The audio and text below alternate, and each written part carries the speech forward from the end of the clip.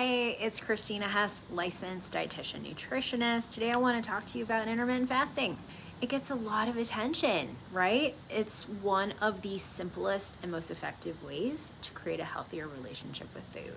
It's so much easier than counting macros, which is something that I've been doing for several months now as an attempt to recomposition. But if tracking your food makes you want to pull your hair out, then fasting might be for you because it falls squarely into the intuitive eating camp.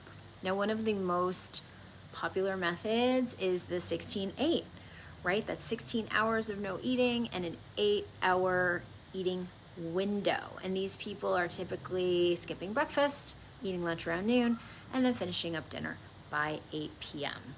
And it's super easy for social life to do that. You know, going to bed, close the kitchen, abstain from food for the other hours that you're not eating. It just makes things nice, neat, and tidy. Now, regardless of whatever feeding window you're doing, intermittent fasting has amazing benefits. I think, besides the longevity benefit that, people talk about, just keeps you from late night snacking, which is not great for insulin sensitivity, especially if you don't work out that much. So keeping your blood glucose regulated and keeping you from over consuming calories just by knowing what the window is super helpful. Now, according to a study in the Obesity Journal, there might be a more effective window for weight loss specifically. It's called ETRF. Early time restricted feeding. Now, instead of eating your first meal at noon, consider eating your first meal around 8 or 9 a.m.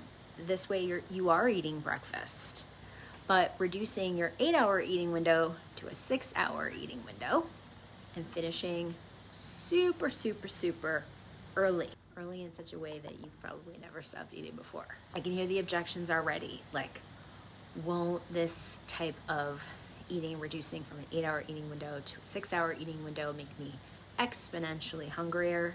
Well, according to the study, the group that ate from 8 a.m. to 2 p.m.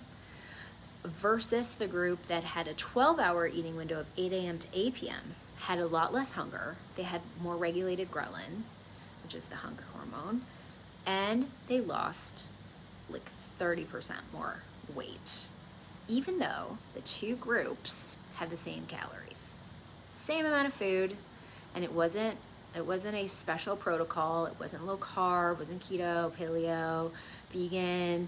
Nope, just balanced, lower calories. That's it. Now, the ETRF group experienced greater metabolic flexibility, greater insulin sensitivity, and improved fat oxidation. So they don't really state why in the study, but I think it's because they were making more ketones.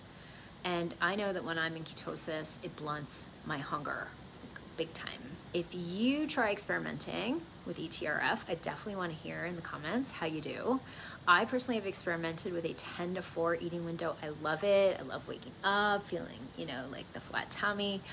But social calendar's not super amenable to doing that very regularly. So maybe you just insert it in once in a while. If you found this video educational, helpful, and you want me to share more tips about intermittent fasting, ETRF, anything else, please leave a comment, like the video, and subscribe to my channel.